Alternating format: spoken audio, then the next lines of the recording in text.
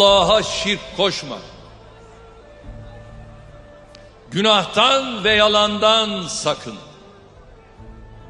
Namazını dosdoğru kıl. Tövbeyi geciktirme. Selama, duaya, gülümsemeye önem ver. Tebessüm sadakadır. Kasılarak yürüme. Bağırarak konuşma. Herhalde ben biraz bağırdım, Allah affetsin. İlim meclislerine katıl. Cahilden ve kötü komşudan uzak dur. Erken kalk. Az konuş, sözünü dağıtma. İstişare et. Festakim kema ümirt. Bütün işlerinizde istişare ediniz. Allah'ın hükmü bu.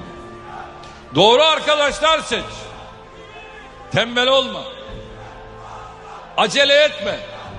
Şefkatli ve ikram sever ol. Başa gelene sabret. Men sabera zafera.